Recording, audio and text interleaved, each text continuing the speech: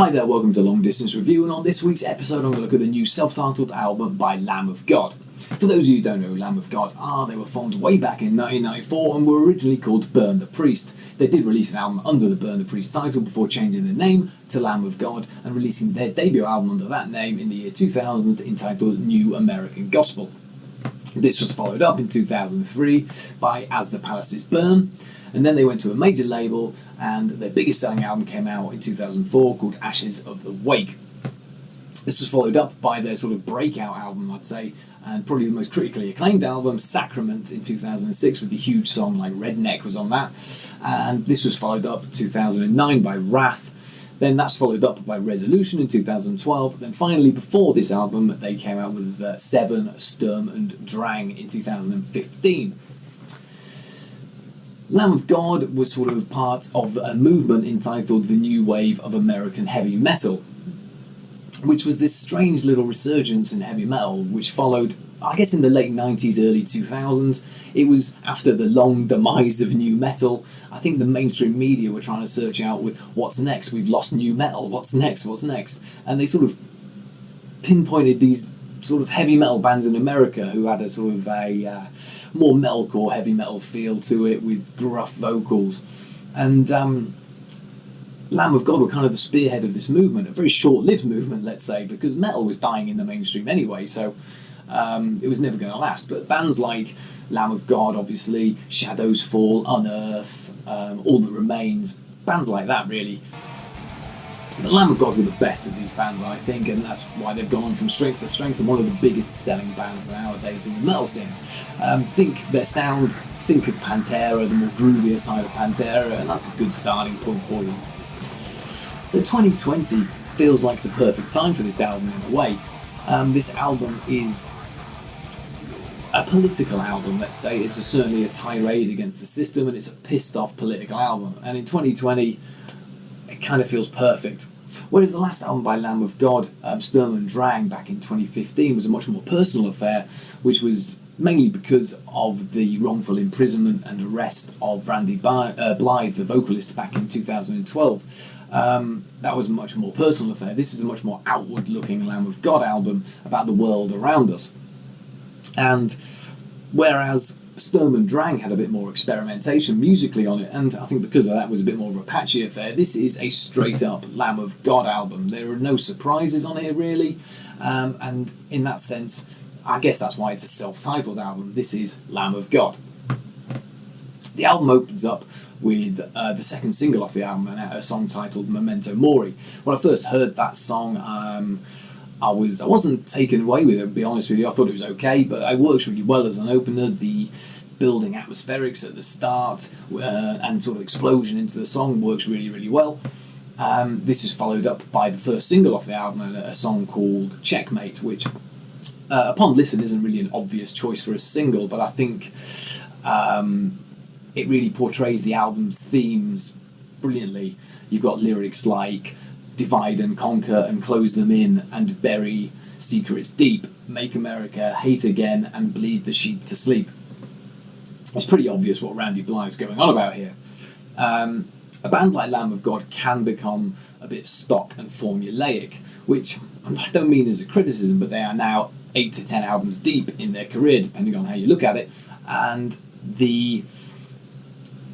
they can become very samey, let's say, and it's easy to just hear a Lamb of God song and go, oh yeah, that's a really good Lamb of God song. But this album actually feels much more tighter and precise than some of their, especially their latter day output, let's say. Gone are the sort of dips that Sturm and Drang suffered with and Resolution suffered with, I think, and everything remains very consistent throughout this album.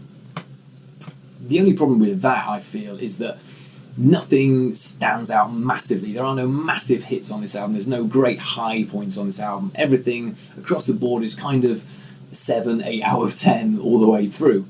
There are 2 or 3 standout tracks on here, but they never reach the level of, say, previous songs like Laid to Rest or Redneck or Walk With Me in Hell. Nothing really hits those heights. Randy Blythe's vocals are always something I've been drawn towards. I find his raw punk energy feel to his voice is perfect for Lamb of God. And although some of the criticism aimed at him on the last album for utilising more clean vocals, I think they were really unfair criticism, to be honest. But he kind of stays in his lane on this album. It's a much more gruff vocal delivery that we're used to from Randy Blythe than before. The album actually picks up a momentum as it goes along, I feel. I think the first 2 or 3 tracks are a bit more stock and formulaic. They're very good Lamb of God songs. They are Lamb of God songs. But I think it starts to flourish in the midsection of the album. You've got songs like New Colossal Hate, which is a real pissed off, powerful, throat-grabbing rager of a song. Mark Morton delivering a barrage of chugging riffs on that, and the band employing a very intelligent use of pacing to accentuate the track itself. Randy has this real throat-shredding delivery on that song as well that I liked. I really enjoyed the song Resurrection Man as well. I thought it has this weird little sort of intro that sounds like Korn as well, which is odd. Excuse me. But it's a much more mid-paced, chuggy affair of a song that actually builds and grows to a much more satisfying conclusion. It's a much more sludgier song. Think of the More Things Change style Machine Head, Bay Area thrash kind of thing, more sludgier end of that. Then you come on to the point in the album where the guest spots are, let's say, and they did this on Sturm and Drang, had guest vocalists on that. Chino Moreno was on that album, and it's nothing that Lamb of God had ever done before really until then, but they've continued down that path. And you get the song Poison Dreams, which has the guest vocalist Jamie Jaster from Hatebreed on it. And although I grinned from ear to ear when Jaster comes bowling in on that song, it's the yin and yang to their vocals, Randy and Jaster. It does feel a little bit jarring, let's say. But then, much like the last Killswitch Engage album, Testament's Chuck Billy comes in and steals the show entirely on the blisteringly punky Roots, which is a really good song. Randy and Billy's vocals combine perfectly on that, and any sort of confusion over whether Art Cruz was going to be a great drummer completely dismissed after that track.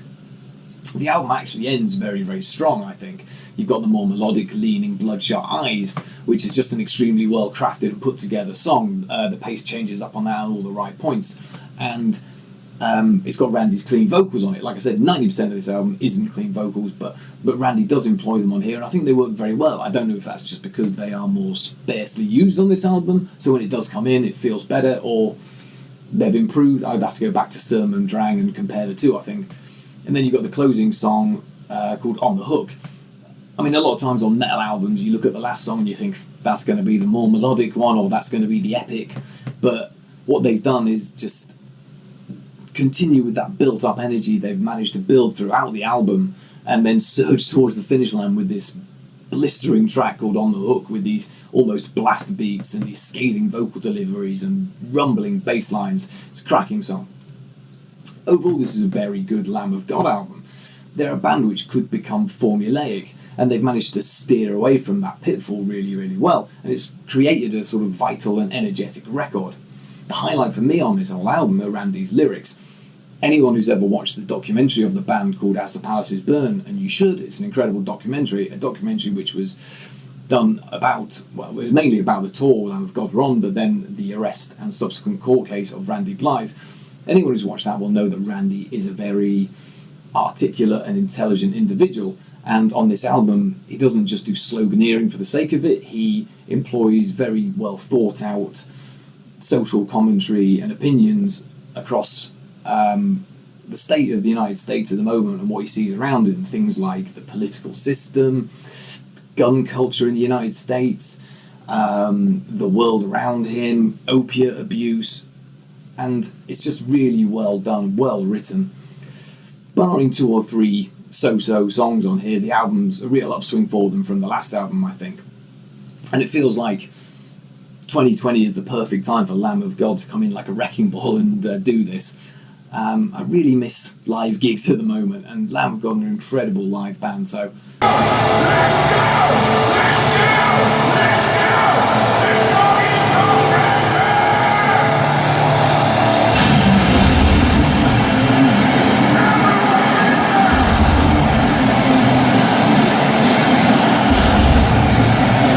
go! Let's go! fingers crossed at some point in time we'll get back into the live music scene again, and Lamb of God can talk, because some of these songs are going to sound great live. I think it's a really good album. Let me know what you think of it, and comment below, and I'll be back soon with another review. Thanks very much.